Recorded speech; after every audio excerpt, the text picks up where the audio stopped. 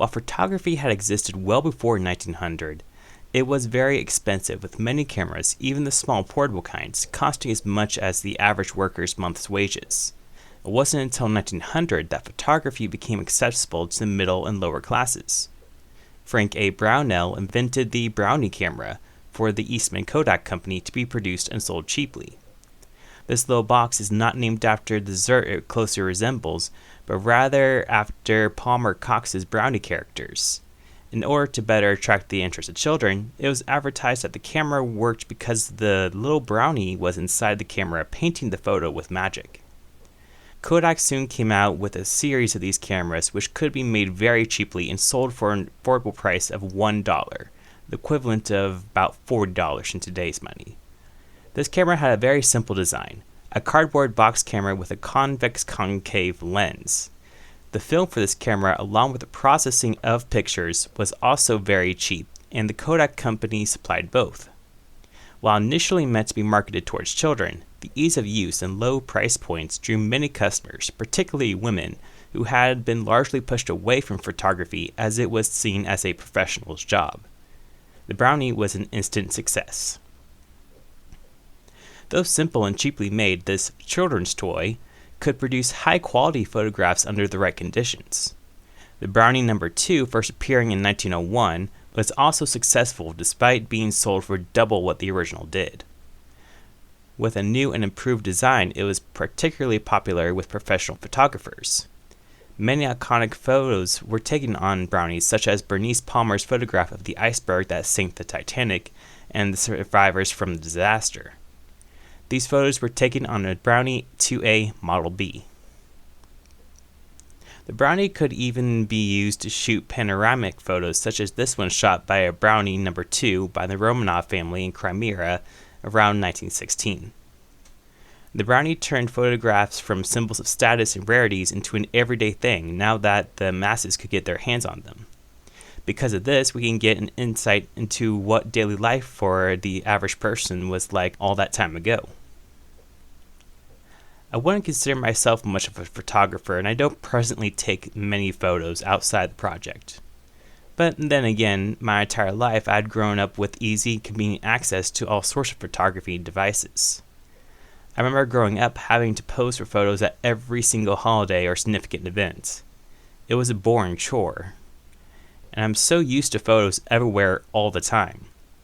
It's as simple as a click of a button on any modern phone, something I carry in my pocket all the time. With such ease of access and such prevalence in my life, and growing up seeing photography as more of a family obligation, a distraction from the current events, I find that I have no real appreciation for photography. But what if I didn't grow up with that? What if I lived in a time where photos were expensive and considered a status symbol?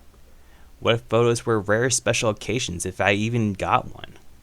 What if I never before had the opportunity to capture a moment and hold it forever? Despite my stated apathy and slight distaste towards taking photos, I have many I cherish, particularly ones of now past relatives, life milestones, loved ones, and happy moments. I have quite a few of my fiancé and pets that I like to look at too. What if I never had that? Until now, in this present moment.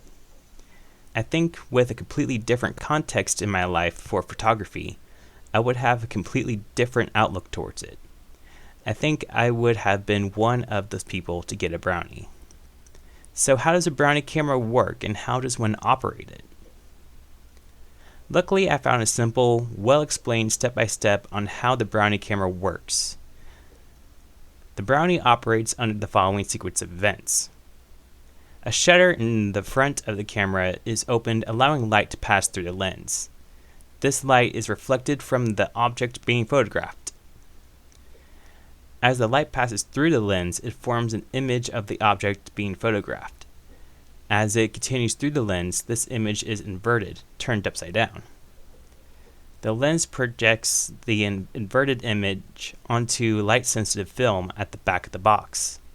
This is known as exposure of the film. The longer the shutter is open, the more light is allowed onto the film. Now what I have is a Brownie No. 2A, which is different from a Brownie No. 1 camera, but the order of use is very similar. In order to use a Brownie, first you would have to load the film. You would unlatch the faceplate of the device and grab your cartridge of film. You would then unwind the film and stretch it across the back of the camera where the image will be projected once the shutter is open. Then using the viewfinder, you would line up your shot and click the shutter button. The longer the shutter is open, the more light will be allowed into the box, and so the better quality of the image, at least to a certain point.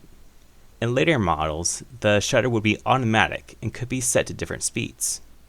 However, for the original Brownies, you would have to hold it open and count, usually to about 3 seconds. Once the shutter is closed, you would pull the negative through the other side of the box to develop later. By doing this, it would pull the rest of the film through the slit, ready for another photograph to be taken. If you did not pull the photo through and try to take another picture, this would result in a double exposure photo, which is one of the original methods of photoshopping. You could layer photos on top of each other, often at different exposure times, to create some very interesting and creative shots.